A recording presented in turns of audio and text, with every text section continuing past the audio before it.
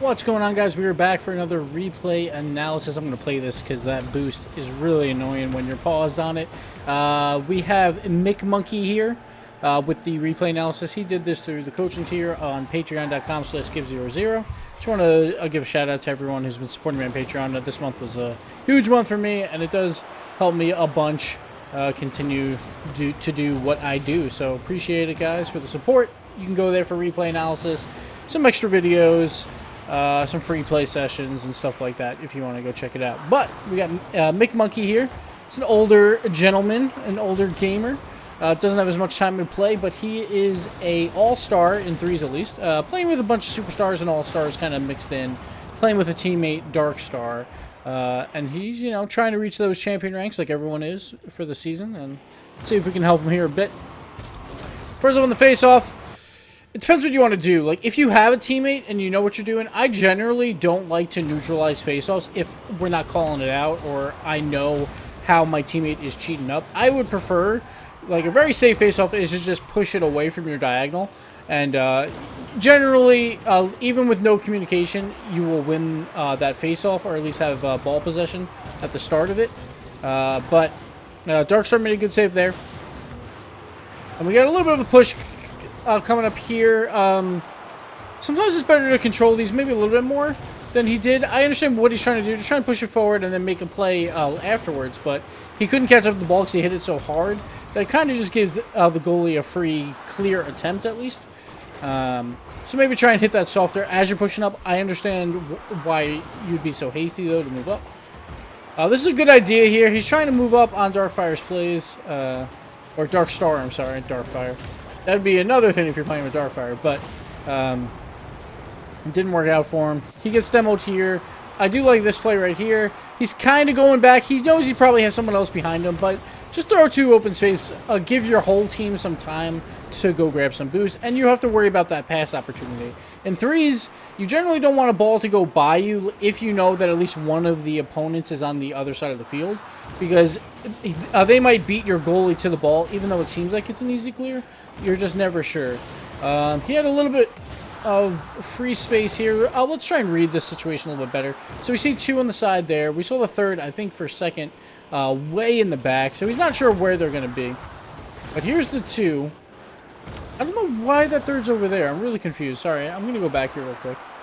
He was up in his corner. What's his name? I want to see why he does this play. Like, where is he going? This is not a good play at all. Like, when you're the third man in rotation, you generally don't want to speed ahead of your second man because they're not going to realize. And the worst part is he doesn't speed ahead of him, like, near him. So Cheeser has no idea that Shorts is just going to drive to the other side of the field. Cheeser and now Shorts are both going to move up. Well, Cheeser's going to move up because he doesn't know about Shorts. Shorts knows that Cheeser's there. This is just a really bad play. I can kind of see what he's trying to do. He thinks that there's going to be a pass opportunity, but he really shouldn't think that because Marcus was just in the air. And unless he gets a weird double tap, it's not going to really work out for him. And it doesn't, and now there's no one back at all. So that was a really bad play. But McMonkey just barely doesn't have enough time to get this shot in. He was kind of on the side of the ball, so he couldn't do as much to the ball that he wanted. And honestly, he probably thought that there was going to be someone on defense because I have no idea why Shorts was there. So it didn't really work out for him here. I do kind of want to talk about trying to land off these walls a little bit. He comes off the wall. He has time to turn here. I don't know why he doesn't. He actually takes a little bit more time. The ball's going really slow. See how long it's taking him to turn? And it's just like little plays like that that could hurt you. But at this point, he sees Shorts. He sees what's about to happen. Shorts is definitely going to make it back at this point. Maybe try and force that pass to the middle to Recon or something like that instead of going this way. Unless you're going to go dive at the corner. Like, if you dive at the corner, then at least you have a pass opportunity available. You basically want to get into a 50-50 with whoever rotates back and hope it spills out into the front. But he kind of does neither there. Kind of tries to throw it forward, but doesn't really work because he doesn't have a lot of momentum. So, kind of a wasted play there when they had a decent opportunity to do something. This play's a little sketchy.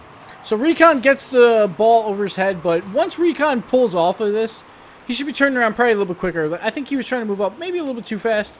Recon has no boost, so I do like that he does try and leave. And it's a 50-50. It could have spilled out for a perfect pass for him if he pushed up, but since his other teammate didn't have a lot of boost and was just up, I would probably be a little bit more hesitant like he did there. So that was not a bad play.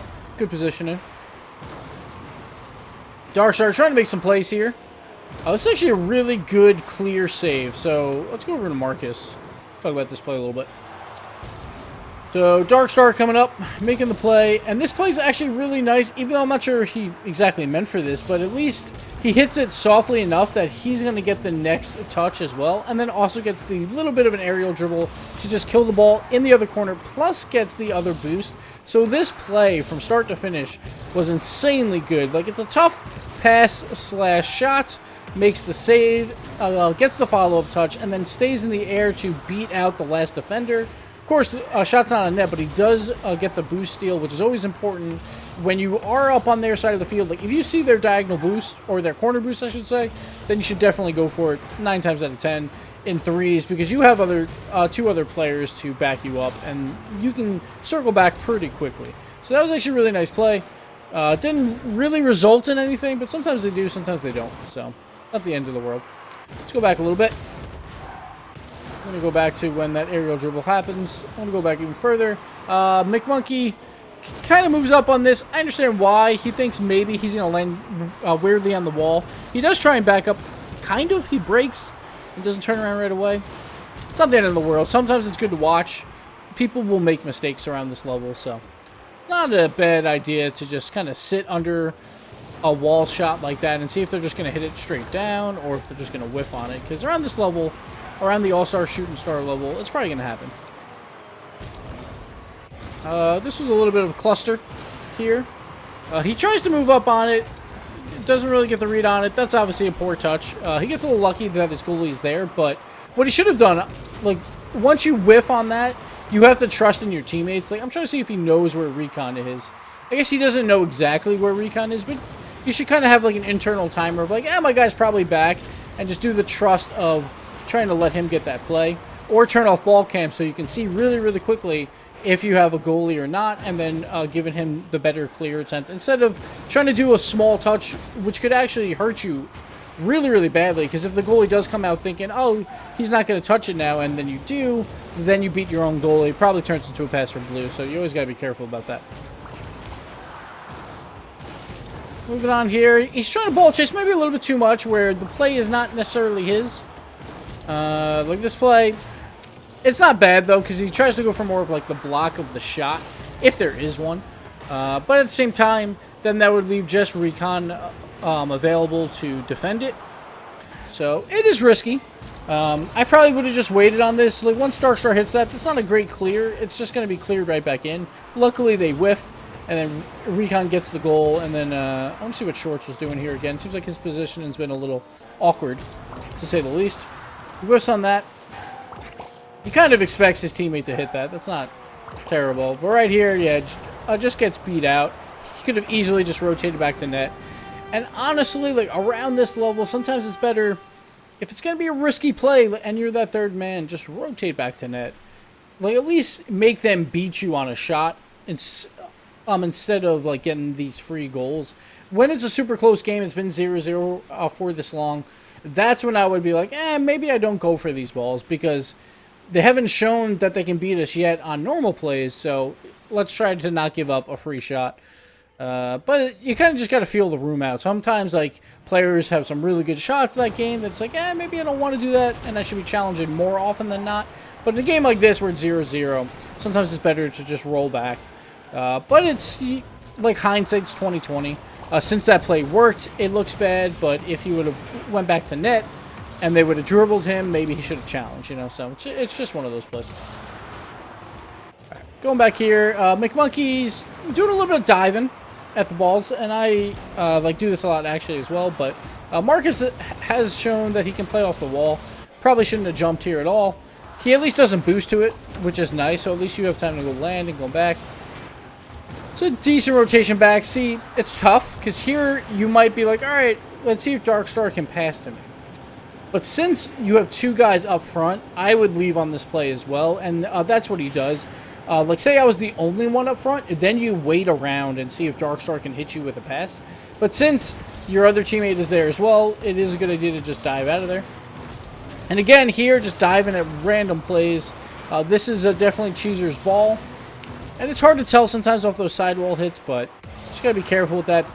The only benefit to this is he's going to have 2 guys in rotation. So it's not the end of the world, but like right there, he shouldn't be circling back as hard as he is at that point. He's got 2 guys back. Put a little trust into him and be that front man up so when this ball does come out, he can make the first play on it. Which he kind of does anyway. Like, it kind of worked out because that wasn't as big of a clear from the ceiling. But I would have preferred if he would have kind of stayed up a little bit more and just looked in case it was a clear that just came right out. And he could have scored an easy goal compared to going back a little bit too far. And let's just not see this. Well, we'll see it one more time. We'll just continue. No one saw anything, McMonkey. Don't worry about it. Go here. Like, attacking these corners are always tough. You have 2 options. When a ball is coming to a corner and you're not sure how the bounce is going to work, you either have to beat the ball to the corner or meet the ball at the corner, I guess you would say. Or stay in net and try and defend the bounce, basically. It's not a good idea to be in that middle ground unless you know that you're really good off these corner bounces and know how they're going to be read, which is probably later on in when you get more comfortable playing. And I just realized that this video is going to be framey, and I apologize, guys, but we're just going to live with it because it's a replay. It's not the end of the world. Stupid OBS, man. I swear to God. Anyway, we'll continue. So there, he kind of gets caught in that middle ground, so it's not the best play in the world. Kind of gets the whiff, but it's all right. He's got teammates. It's 3s. It's not terrible if you whiff. Again, he goes for a challenge where he whiffs on it. Again, since he's the first one, what I would do is try and read what Cheezer's going to do, though. He should have side flipped here and tried for the block. Instead, he's trying to focus more on what he's doing. When he could have probably easily blocked this if he just side flips here. He would probably get the block and maybe push this ball up. But didn't work out. Now he's up front again. Again, though, he's circling back way too quickly. When you do go for one of those dives, it's not the end of the world to be positioned on their side of the field if your teammates should have the next hit and just be available for a pass. Instead, he front flips out, is not available for a pass right after Darkstar. Just did a pretty good clear. And so they can't really make anything happen because of it. This is a panic touch a little bit, but at least it was... Alright, so this touch is light enough that he can make another play on it, but he's going to be very careful with this. The entire team is going back. You don't want to just throw it back to him for free, but at least it was light enough that he could have made another touch. Just kind of gets a whiff on it. Doing a little bit too fast. You know, sometimes you're just going too fast. Got to slow it down. But didn't work out. Alright. It did work out. Look at that. Beautiful play. They get the goal. Not sure why Blue all went for boost either. He could have actually scored that pretty easily. But terrible play by Blue. We're not even going to go over that. We're just going to continue. Bad plays happen. One thing that you can do here, a lot of people will do this pop, and if you are beat, but you're the first man up, what you can do is fly underneath the ball and try and bump out Marcus. Now in this play, Marcus does not jump, but on most of these plays where Lacar is going to try and pop the ball up, he will follow it up with an aerial where he'll be underneath the ball. So what you can do is, like, sure, I can't reach this ball. You can still hit the car and take him out of the play and don't let an aerial dribble happen on your teammates. Marcus doesn't jump shorts with the whiff, so it didn't matter, but McMonkey doesn't really go for anything there. I think he's trying to flip out of whatever he was trying to do instead. But it's not a bad idea to just go for the car instead and just go for a smaller aerial because you'll meet the guy if he's trying for the jump. This is just bad communication. Recon turns around. It's hard to see because it's off screen, and that's going to happen. Recon turned around instead of going for the boost. Very hard to tell, but right there, you can actually hear the boost. You probably can't hear it that well on the video, but you can hear Recon boosting. Once you hear your teammate boosting behind you, you should try and fall back and not go for that play. Don't jump at least turn around. And that's a big deal for the audio listeners. Like, I love listening to the audio of this game because it can help a lot to tell where positions are or if your teammates are going for it or not. It's a little bit harder to tell if they're not boosting, but if they are boosting, there's really no excuse. You should be able to hear your teammates and know when to not go for a ball if they're flying from behind you. So it's a good idea to get some headphones. which is not always possible, but it definitely helps. There we go. Good play here. Recon making the play after the dunk. I like that he's just sitting mid, kind of seeing what's going to happen. He is that second man, so he should be pretty shallow in case something spills out, and it works out there. When you're the third man, then you're more worried about losing that 50-50, and you'll probably want to try and block the corner or that wall. Be on that side of the midfield a little bit more. But like as the second man, you kind of have to guess where the pass is going to go, and he just kind of flirts around into the middle. Both go for boost grabs, and it's just a lost face-off. Like, you shouldn't lose face-offs that badly. Sometimes it's good to stay in net, but honestly, you really shouldn't lose face-offs that badly. I could see if it's like a neutral, and it's like a cheat play or something, then you would be more at blame, but not in plays like that.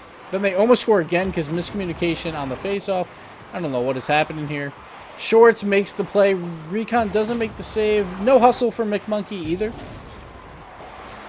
He's trying to get back, but see how slow he's going? Like, at this point, when you see both your teammates not in the best position for a clear, that's when you want to circle back. You see how Darkstar is kind of facing the wrong way.